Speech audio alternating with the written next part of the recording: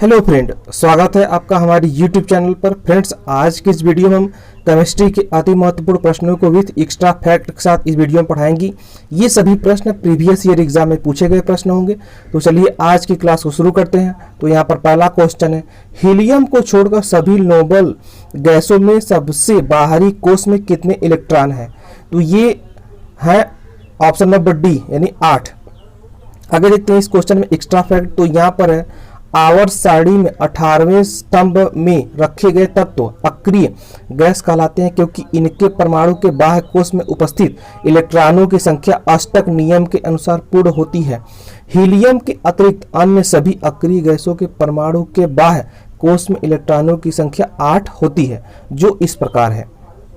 आगे देखते हैं, यहाँ पर है अक्रिय गैस इलेक्ट्रॉनिक विन्यास हीलियम का 2, नियॉन 2-8, आर्गन 2-8-8, क्रिप्टॉन इसका होगा 2-8-18-8, जेनान का होगा 2-8-18-18-8 और रेडान का है 2-8-18-32-18-8।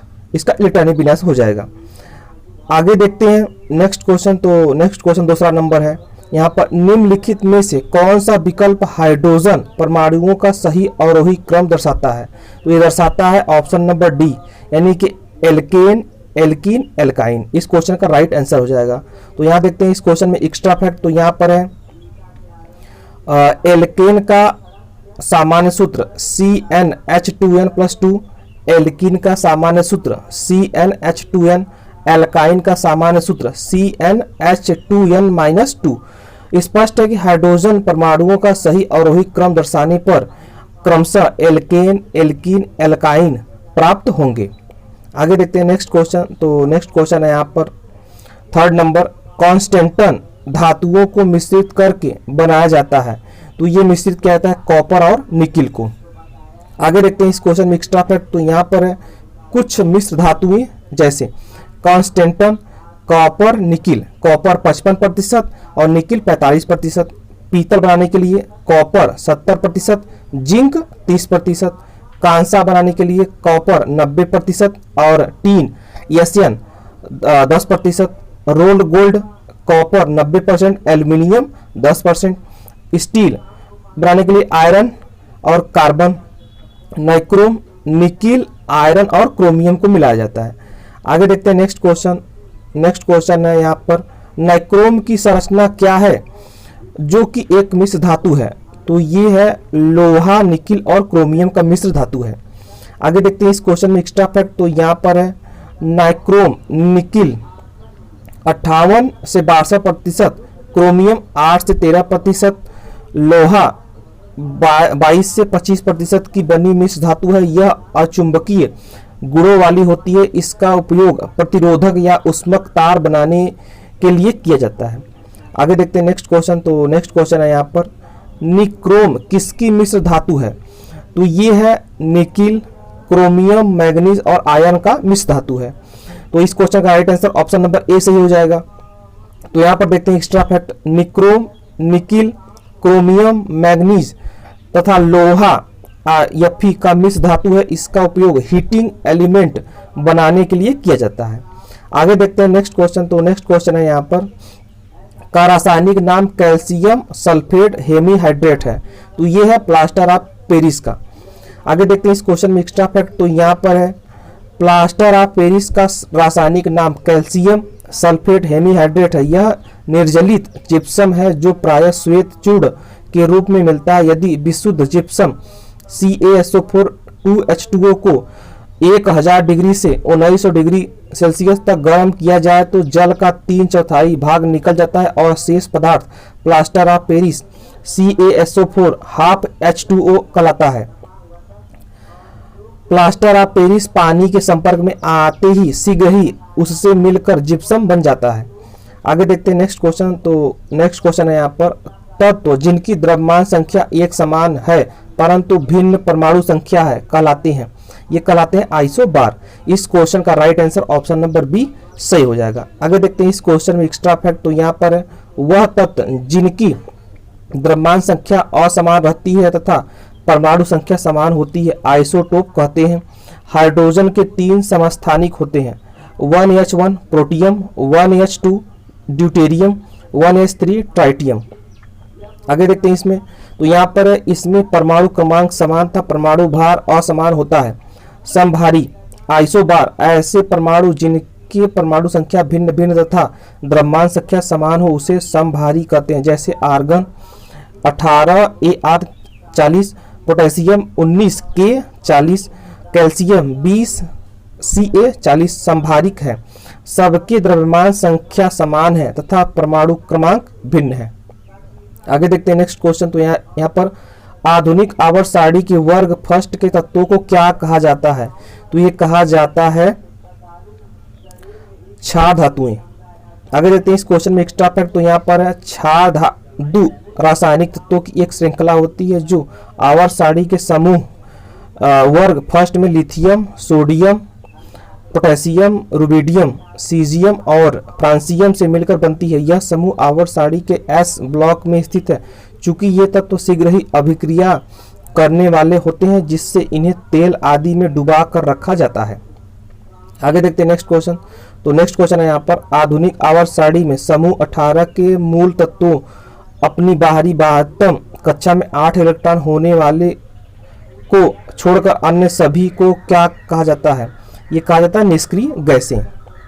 आगे देखते हैं इस क्वेश्चन में एक्स्ट्रा फैक्ट, तो यहाँ पर है निष्क्रिय गैस या नोबेल गैस, इनर्ट गैस ऐसे रासायनिक तत्व हैं जो साधारण परिस्थितियों में बिना किसी रंग, गंध या स्वाद के गैसीय रूप में रहते हैं। ये आवर्त सारणी में शून्य वर्ग या 18वें समूह के मूल तत्व हैं। हीलियम, नियान, आर्गन, क्रिप्टन, जिनान तथा रेडान ये सभी तत्व रासायनिक रूप से निष्क्रिय हैं, अतः इन तत्वों को अक्रिय गैसें या उत्कृष्ट गैसें भी कहते हैं। रेडान को छोड़कर अन्य सभी अक्रिय गैसें वायुमंडल में पाई जाती हैं।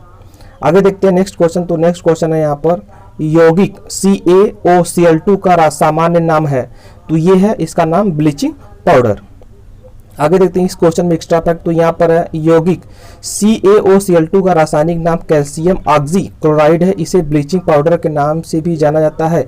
इसका उपयोग जल से कीटाणु के शोधन तथा क्लोरोफॉर्म के निर्माण के लिए किया जाता है।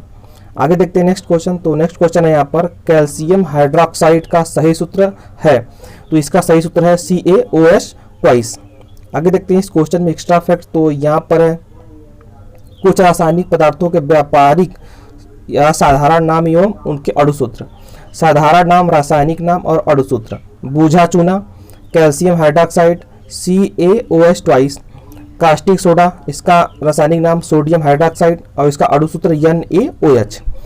आगे देखते हैं यहाँ पर है बेकिंग सोडा या खाने का सोडा, इसका रासायनिक नाम है सोडियम बाइकार्बोनेट और इसका अणुसूत्र है NaHCO3। और धावन सोडा, इसका रासायनिक नाम है सोडियम कार्बोनेट और इसका अणुसूत्र है Na2CO3 × 10H2O।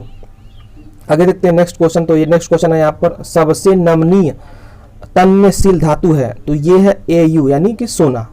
आगे देखते हैं इस क्वेश्चन में एक्स्ट्रा फैक्ट, तो यहाँ पर है एल्यूमिनियम, कॉपर, चांदी, निकिल, जिंक, टीन, क्रोमियम आदि अलौह धातुएं हैं। इनमें कॉपर, एल्यूमिनियम, सोना तथा चांदी विद्युत के सुचालक होते हैं। सोना Au सबसे अधिक तन्यशील डक्टाइल धातु है।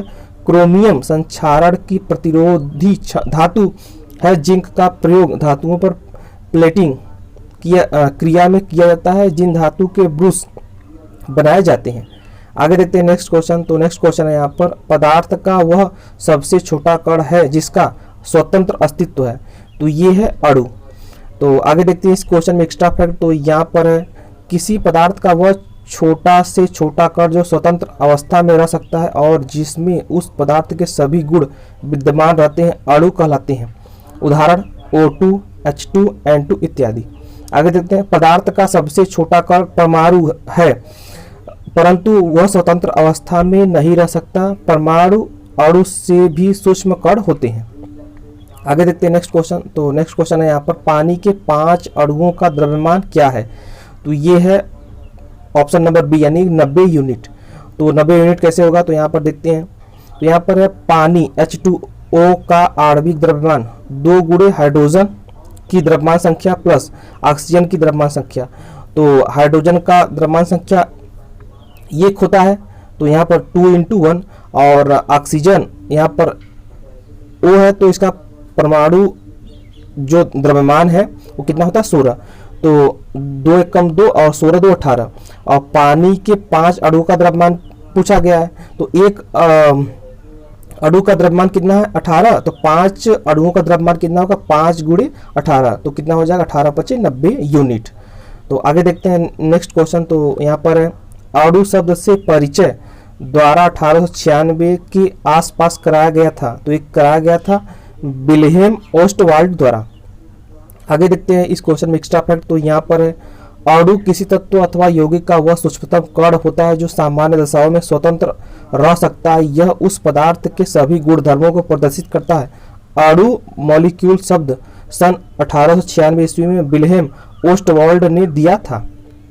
आगे देखते हैं नेक्स्ट क्वेश्चन। तो नेक्स्ट क्वेश्चन यहाँ पर डाल्टन का सिद्धांत इस नियम पर आधारित था, रासायनिक संयोजन। आगे देखते हैं इस क्वेश्चन में एक्स्ट्रा फैक्ट। तो यहाँ पर है डाल्टन का परमाणु सिद्धांत रासायनिक संयोजन के नियम पर आधारित है। डाल्टन ने परमाणु सिद्धांत के अनुसार सभी द्रव्य चाहे तत्व यौगिक या मिश्रण हो सूक्ष्म कणों से मिलकर बने होते हैं, जिन्हें परमाणु कहते हैं। डाल्टन के परमाणु सिद्धांत के अनुसार परमाणु पदार्थ का अविभाज्य कण होता है। रासायनिक संयोजन के मुख्य रूप से 2 नियम हैं, द्रव्यमान संरक्षण का नियम, निश्चित अनुपात का नियम। तो आज की वीडियो में इतने ही प्रश्न थे। आई होप कि आपको वीडियो पसंद आया होगा। वीडियो पसंद आया तो वीडियो को लाइक करें, हमारे चैनल को सब्सक्राइब करें और वीडियो को शेयर जरूर करें। Thanks for watching video.